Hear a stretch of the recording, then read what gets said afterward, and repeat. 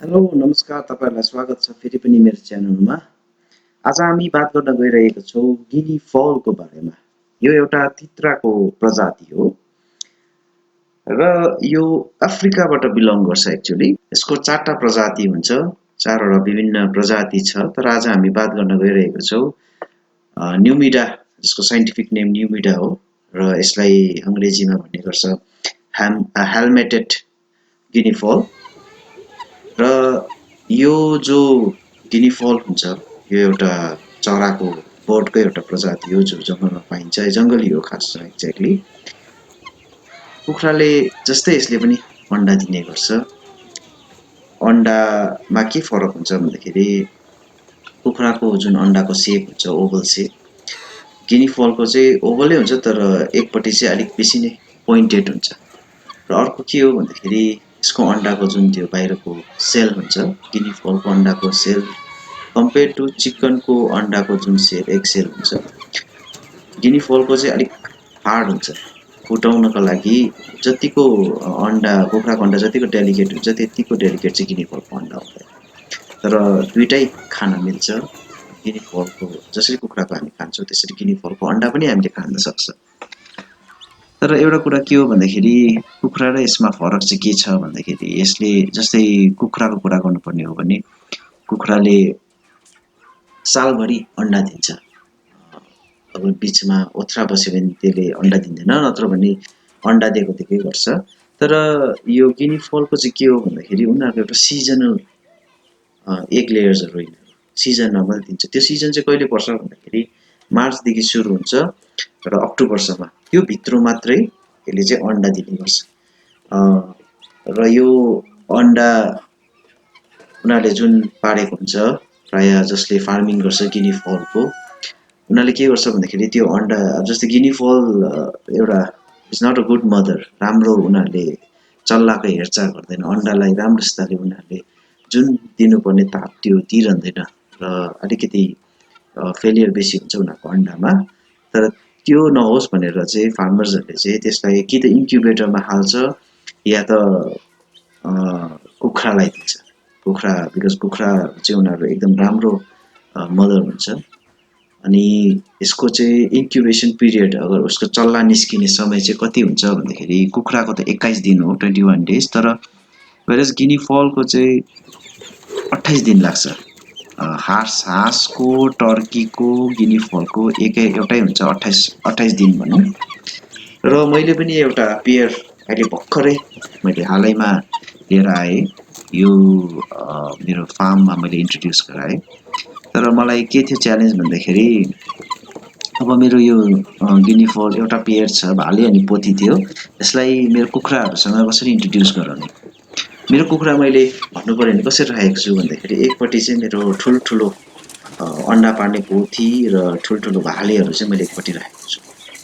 र त्योसँग हाल्यो भने प्रब्लम के हुनेवाला थियो भन्दाखेरि गिनी फाउलको मेरो जुन मैले ल्याए साइज सानो पनि ल्याएको हैन, मैले मिड साइजको लिएर आएको, करिबन 800 ग्राम भनौं एउटा त्यतिको थियो। र त्यहाँ राख्यो भने चाहिँ के हुने सम्भावना थियो भन्दाखेरि सायद भाले पोथीहरु त्यहाँ हुन्छ, झगडा पर्छ, हैन, त्यो गिनी फाउललाई ठुङ्न सक्छ र ठुङ्गेर मार्न सक्छ, त्यो सम्भावना थियो। तर मेरो एकपट्टि चाहिँ के थियो भन्दाखेरि चल्लाहरु मैले भर्खरै 1 मन्थ ओल्ड चल्लाहरु चाहिँ त्यहाँ राख्ने गर्छु। सानसानो चल्लाहरु, ठुलो होइन, सानसानो चल्लाहरु। सो त्यहाँ चाहिँ मैले फर्स्ट इन्ट्रोड्युस गर्न ट्राई गराए। र सुरुमा चाहिँ के भयो भन्दाखेरि सुरुमा मैले जब इन्ट्रोड्युस गराए, सुरुमा चल्लाहरु त्यहाँको चल्लाहरु पुरा आदियो बिकज एउटा नयाँ प्रजाति उनीहरुसँग बस्नेवाला थियो। र यो नयाँ प्रजाति जुन गिनी फाउलको प्रजाति छ उनीहरुले कहिले देखेको थिएन। फर्स्ट टाइम देख्दाखेरि उनीहरु सुरुमा अलिक आदियो, पुरा फ्यामिलियर भएर एकअर्कासँग मिलेन। न त केही समय बाद मैले छोडे त्यतिकै, र केही समय 1-2 घण्टा बाद फेरि म हेर्नु गएँ, चेक गर्नु गएँ। भिजिट गर्दाखेरि के देखेँ भन्दाखेरि अलिकति उनीहरु एकअर्कासँग घुलमिल भए।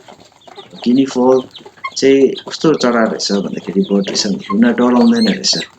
नर्मली अरु चल्लाहरुको चाहिँ कुखुराहरुको चाहिँ के हुन्छ भने सानो अगर मैले चल्ला ठुलोको ग्रुपमा हाल्यो भने डोमिनेट गर्छ ठुलोहरूले प्रायः र उनीहरू डराएर एक कुनामा बसिरहन्छ तर गिनी फल त्यस्तो हुँदैन रहेछ गिनी फल चाहिँ ऊ के मैले जस्तो हालेँ ऊ एकदम त्यो जो राखेको जग्गालाई उनीहरूले हेर्न थाल्यो यता वरिपरि घुम्न थाल्यो without the fear of any other chicks होइन डराएन र बादमा गएर एक दिन बादमा फेरि मैले भिजिट गरेँ र के भेटाएँ भन्दाखेरि उनीहरू एकअर्कासँग मिलिसकेको थियो सो द्याट हुन त त्यस्तो त्यो क्लोज उनीहरू बसेको थिएन ग्यापिङ थियो सर्टेन एउटा डिस्टेन्स उनीहरू मेन्टेन गर्दै थियो तर एकअर्कासँग मिलेर बसेको थियो र झगडा गरेको थिएन र अहिले सक्सेसफुल भएको छु मैले गिनी फललाई इन्ट्रोड्युस गराएको छु र यो एकदमै एउटा फ्यान्सी बर्ड हो तपाईँहरूले पनि पाल्न चाहनुहुन्छ भने पाल्न सक्नुहुन्छ आफ्नो कुखुराको ग्रुपसँग राख्न सक्नुहुन्छ तर सानो चल्लादेखि नै सुरु गरे चाहिँ राम्रो हो ठुलोसँग एकचोटि इन्ट्रोड्युस गराउनु भयो भने सायद झगडा पर्छ